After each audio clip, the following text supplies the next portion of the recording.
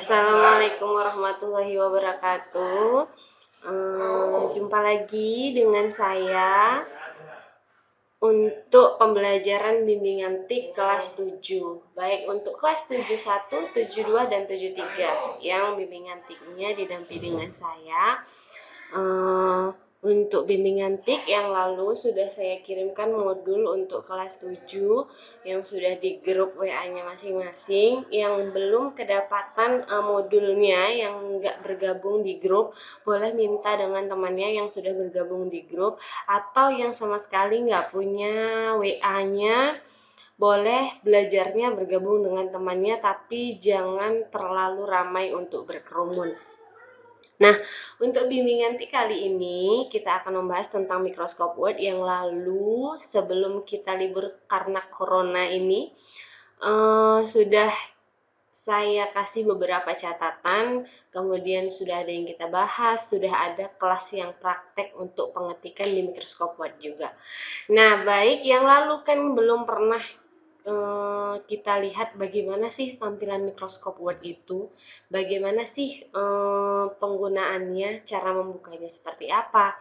Nah, baik, hari ini saya akan menjelaskan sedikit bagaimana tentang Microscope Word, dan nanti di akhir ada tugas. Saya harap tugasnya bisa diselesaikan, yang lalu hanya saya suruh untuk pelajari. Jadi untuk kali ini akan ada beberapa tugas kemudian diselesaikan. Nah, baik, kita mulai dengan bagaimana membuka Microscope Word, atau yang belum pernah sama sekali membuka komputer atau membuka laptop. Jadi kira-kira seperti inilah tampilan awal dari komputer. Ini yang disebut dengan desktop. Nah, di layar desktop ini, yang tanda panah putih ini itu namanya pointer. Jadi pointer ini digerakkan oleh mouse, itulah yang kamu gunakan untuk mengeklik di setiap menu, di setiap icon, atau di setiap perintah. Nah, jadi untuk cara membuka Microscope Word yang saya gunakan di sini adalah Microscope Word 2013. Jadi cara penggunaan atau membuka Microscope Word 2013 itu bisa dengan cara mengarahkan ke icon Word 2013 itu kalau memang sudah ada di layar desktopnya untuk iconnya. Jadi caranya bisa klik kanan, kemudian klik kanan di mouse masing-masing ya, kemudian klik open, atau bisa dengan cara double klik. Cara double klik itu adalah klik 2 kali dengan cepat di sebelah kiri. Kalau tadi kita pakai klik kanan kemudian pilih open, kalau double klik adalah double klik di icon tapi menggunakan tombol yang sebelah kiri dari mousemu. Itu di double klik, klik 2 kali secara cepat. Atau dengan cara pilih start, kemudian pilih Word 2013. Nah, yang saya gunakan di sini adalah Microscope Word 2013. Kalau di komputermu, di laptopmu ada Word yang lain juga boleh, nggak harus 2013. Ada 2007 boleh, 2003 boleh, 2010 boleh, atau yang terbaru 2013 atau 2018 juga boleh. Jadi tergantung dengan komputermu masing-masing. Bu, fungsinya sama nggak sih? Sama. Mau 2000 apapun itu semua fungsinya sama. Hanya saja ada pembaharuan baik di tampilan ataupun penggunaan yang lebih mudah. Jadi sebenarnya keseluruhannya itu sama. Nah, untuk caranya setelah dibuka tadi lembar kerja Microscope Word-nya, pilih blank document. Nah, klik di sini blank document, maka akan muncullah tampilan lembar kerja Microscope Word. Nah, untuk tampilan lembar kerja Microscope Word ini, kalau di 2013 itu filenya seperti ini. Nah, untuk new, open, save as itu fungsinya kalau mau 2007, 2008, 2009, 2010, 2000 sampai 2000 berapapun ini sampai 2013 yang seperti saya itu masih tetap new, open, save as itu masih tetap sama.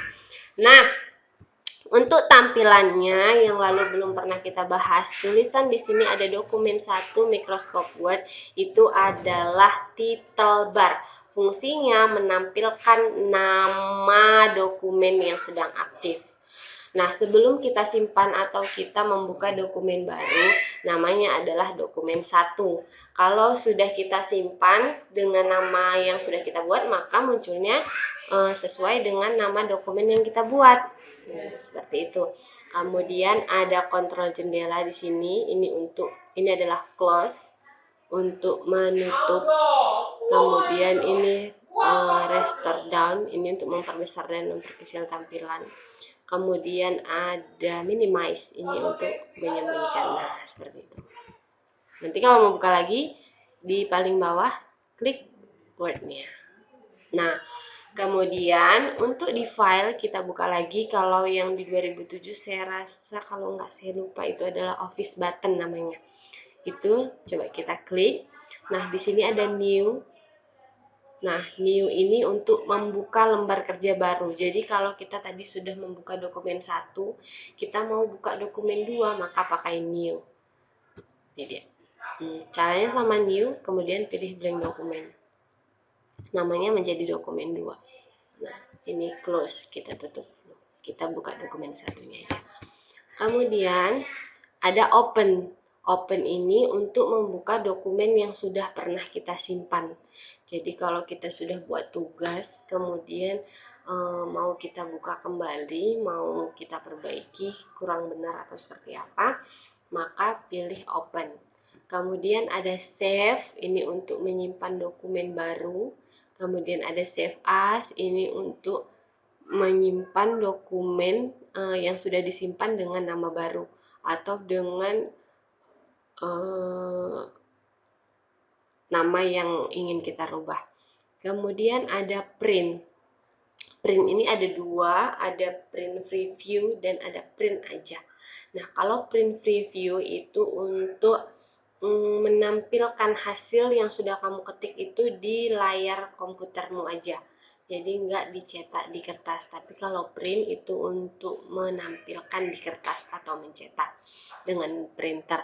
Kemudian share itu untuk membagikan, ada export, ada close ini untuk menutup lembar kerja, ada account dan ada option. Nah, kemudian selanjutnya di menu home, insert, design, pack layout, reference, mailing, review dan view itu namanya menu bar. Nah, yang di bawah-bawah ini adalah perintahnya, perintah yang ada di setiap menu. Nah, baik, ini semua fungsinya nanti kita bahas sambil kita praktekkan. Nah, baik. Kalau yang ini, yang saya gerak-gerakkan ini namanya pointer. Nah, yang garis hitam berkedip-kedip nih, itu namanya kursor. Jadi kursor itu menandakan bahwasannya dokumenmu sedang aktif. Nah, atau awal mula kamu mau mengetik di mana. Ini kita mulai ketik di atas. Nah, di sini kita tulis apa ya? Kita buat yang sedang hit sekarang, COVID-19. 19 sudah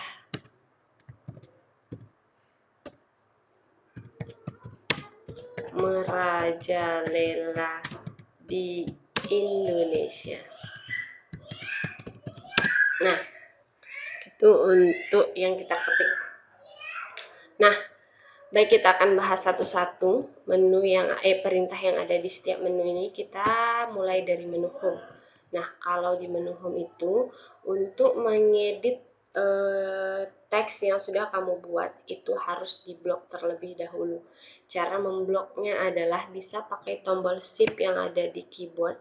Kemudian karena kursornya arahnya di situ, tekan shift kemudian arahkan ke kiri. Kemudian lepas. Shift-nya jangan dilepas ya ketika memblok. Kita ulang. Nah, kursornya arahnya di situ, letaknya di situ, maka tekan shift, shift-nya jangan dilepas, tetap ditekan, kemudian tanda panah ke kanan. Nah, seperti itu.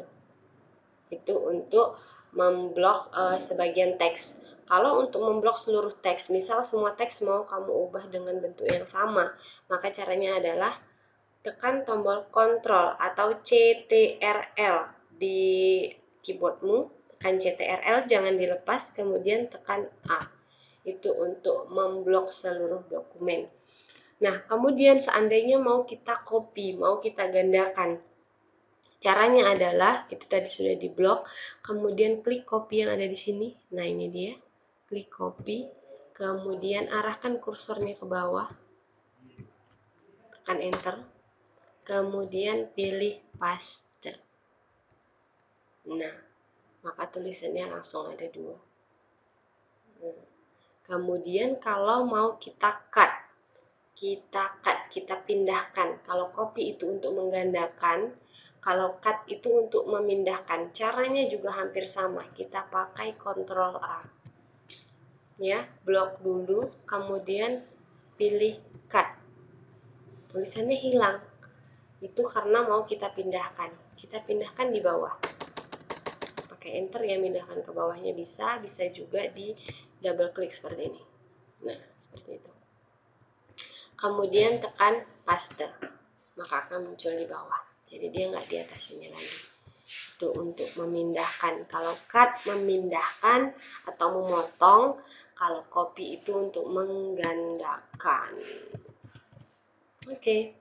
Nah, kalau sudah seperti ini, kita mau merubah nih jenis hurufnya, ukuran hurufnya, warna hurufnya, itu bisa pakai, nah, kita blok dulu, kemudian pilih ini, font.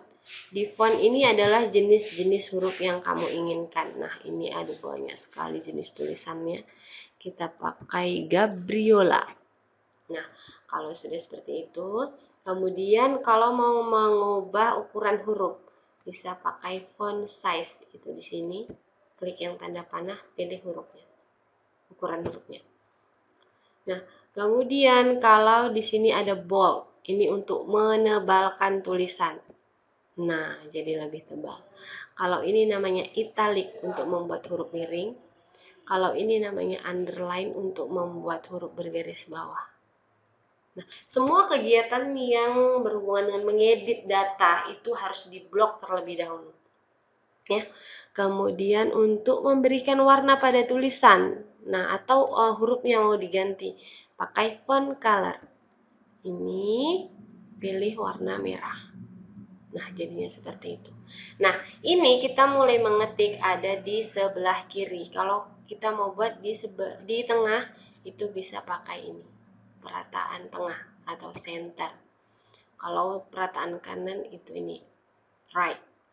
Rata kanan kiri itu yang ini. Nah, kemudian selanjutnya itu saya rasa cukup ini aja untuk perubahan warna-warna dulu untuk mengedit data terlebih dahulu. Nanti kita penulisan selanjutnya bisa kita buat di tugas berikutnya.